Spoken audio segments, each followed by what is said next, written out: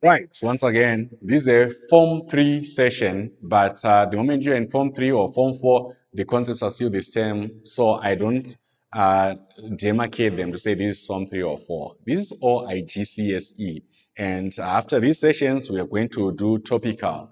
Right. From what we've covered thus far from Form 3, where we are preparing to write our external examination next year, there is the first testing point we have. Write each number type requested below. An integer. Integer is negative and positive whole numbers. And when we say integers, including zeros. So if I just pick a number like minus, well, let me try pick the comment so that I pick the pencil. A number like minus 3, it's an integer because it's a whole number and it's directed positive or negative. What about a rational number? A rational number is a number which can be expressed in fractional form. And this time around, I'm going to pick a rational like 7. Why am I picking 7? Because you can express it in fractional form as 7 over 1. And remember, the denominator in rational form is not allowed to be 0, because we are not allowed to divide by 0. What about an irrational number? Irrational number is a number which cannot be expressed in fractional form. And if we recall prime numbers like the first few, 2, 3, 5, 7, 11, 13, going on like that. If you just put them, any of these under the root sign, you know that is an irrational. For example, root of 5. We are moving to number 2. Convert the following 7 over 8 to decimal. Show your working. Now, if they say show your working, it means you don't need to use a calculator. So I'm going to say somewhere here, 7 divided by 8 is going to be equal to, well, 8 into 7 gives us 0 point. When I put a 0 there. 8 into 70 looks like 8 as a perfect square gives us 64. So it can divide 70 8 times, giving us 64. So there will be a remainder of 6. Then I'll put a 0 here. So 8 into 60 looks like it enters 7 times, giving us 56. A remainder 4. I'll put a 0. The 8 into 40, that's 5. So this will be 0.875. So this working is very important. Now, we've got a decimal there where they are saying we want 0.36 to a percentage. So a percentage, it means out of 100. So if we've got a decimal and we want to use a percentage, you simply multiply by 100. So this will give us 36. Convert the recurring decimal to a fraction in simplest form. So the recurring decimal was 0.27. What are we saying? If we put a bar here, in essence, we are saying this is equal to 0.272727. It keeps on going on like that. So what do? We are going to say, but let x be equal to 0.2727, and we put those to say it repeats itself like that. Now, our target is to hold this repeating part. Now, we'll be moving our decimal point 2 units to the right. So I'm going to be forced to say, but when I multiply this above statement by 100, it's going to give me 100x. But what was the idea? To get 27.272727, and it keeps on like that. So what about the shifting? Right, we are there. So when that happens now, we are saying, if we look at the difference here to say, I'm subtracting 100x minus x. It means the rest will subtract. But if you check carefully, this whole section is exactly the same, meaning it will give us 0. So if I say 100x minus x, it gives me 99x. But 27 minus 0, it gives me equal to 27. But I'm looking for x, so I'll make x subject of formula by dividing both sides by 99. So numerator and denominator is the same, it cancels. X will be equal to 27 over 99. Now, here's the quiz now. I can see clear that 27 is a multiple of 9. 99 is a multiple of 9. Maybe that's my HCF. I can divide both numerator and denominator by 9. If I divide 27 here by 9, it gives me 3. And I divide 99 by 9, it gives me 11. 11 and 3, they are prime, so we can't simplify it further. I'm going to section B, where there's approximation and accuracy. Round the following numbers. Well, we have got 38.745, correct to 2 decimal places. Means we are interested in stopping here. But the next digit is the one which will help us to make a decision. Be it 5 or more, it means we add a 1 where I highlighted. If it's 4 or less, it means we just truncate or cut off all the other digits. So this will give me 38.75. I've got 4.8631 correct to three significant figures. So three significant figures are non-zero numbers from the left. So I've got 4. That's the first. 8, 6. So I'll make a decision using 3. So this is going to be 4.86. And length is given as 8.4. So this time around, we are interested in the bounds. So now if we have got bounds, what we'll do is whatever they say nearest, we divide it by 0.1. So when we do so, we get 0.05. So if I want the bounds for 8.4, the upper bound, I add 0.05 to this figure. So it will give me 8.45. I want the lower bound, I'll subtract this figure, which will give me 8.35. That's it. Moving to the next figure. Estimate the value of.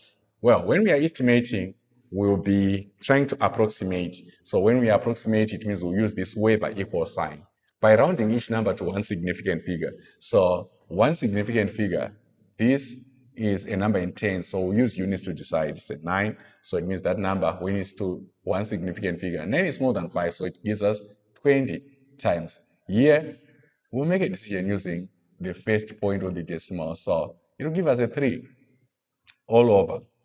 Here, we want to come up with one significant figure. Well, 0 is not significant. We started 4. That's the first, so we'll make a decision using 9. So this will give us 0.5. Now, if I say 20 times 3, it gives me 60. Divided by 0.5, it will give me 120. Now, we are on factors LCM, HCF. Write 180 as a product of its prime factors. So what we'll do trial and error using the first few prime numbers. Well, 180 is even, so I'll divide it by 2. So it will give me 90. I'll divide by 2, it gives me 45. Well, 45 is no longer even. I'll try 3. It gives me 15. I'll try 3 again. It gives me 5. Then I try 5, I stop. So I'm done with 180.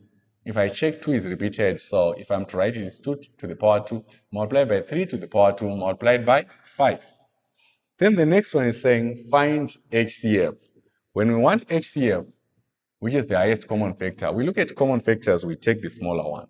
So I've got 84, which is even, divided by 2, it gives us 42. Divided by 2, it gives us 21. Divided by 3, it gives us 7. Divided by 7, we stop at 1.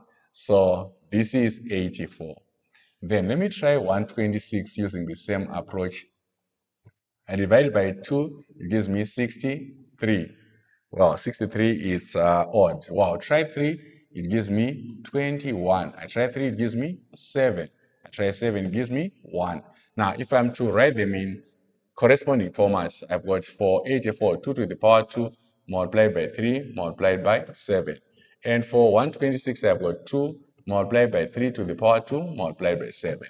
And we said for common factors, like 2 is common, I'll pick the lower power because I want common factor. So that will be 2 multiplied by, for 3, the smaller one is 1 times 3.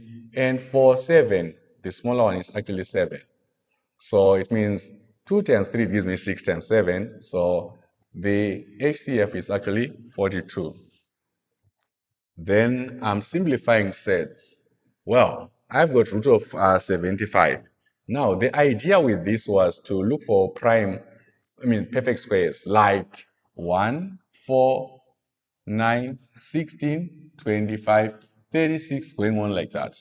I'll try to test, is there a perfect square which can divide 75? So from the ones that I've done just now, it looks like 25 does. So it will help me to simplify that. Because I'm going to say this is the same as if I divide 75 by 25, it gives me 3 times 25. Now, because 25 is a perfect square, we can find this root. So this simplifies to 5 root 3. That's it. I'm going to 12. Again, I'll use the same approach. From my perfect squares, is there a perfect square which can divide 12? Well, 1 doesn't change anything, so we might try from 4 moving on. 4 can divide 12, so this will be root of 4 multiplied by 3. And we know 4 is a perfect square, so its root is 2 root 3. Then I'm there where I've got 3 root 8. 8. 8 is divisible by 4 again, so I can write it as 3 root of 2 times 4. So root of 4 is 2, but there's a 3. So if I say 3 times 2, when 2 comes out, gives me 6 root 2. Then I've got surds to multiply. I'm being asked to multiply root of 3 times root of 27. Well, 27 can be written as, like we are saying, we want to test we have a perfect square which can divide 27. So I'm going to say root of 3 times 27 can be rewritten as 3 times 9. So 9 is a perfect square. So this will result in root 3 times root of 9 is 3, root 3. Now, whenever a root of a common item multiplies, then the root goes away. So we end up having, if root 3 times 3 is 3, then times 3, the result is 9. Then the next aspect, we are rationalizing the denominator. I've got 5 over root 2. So we're not allowed to leave the root sign on the denominator. So what do we do to get rid? We multiply actually by what we are seeing on the denominator. But it has to be in fractional form such that root 2, it's a 1. And when we multiply root and root, like we said earlier, the root goes away. So what we'll end up with is 5 times root 2. That's what our numerator will hold. And over the denominator is root 2 times root 2. The root will go away and we have 2. That's our final solution. Right. It looks like that's all we needed from IGCSE, from what we have covered, which is LCM, numbers, as well as rationalizing the denominator. We will keep on pushing this type of series. Please don't hesitate to subscribe to the channel because everything interesting is going to be churned out. Thank you.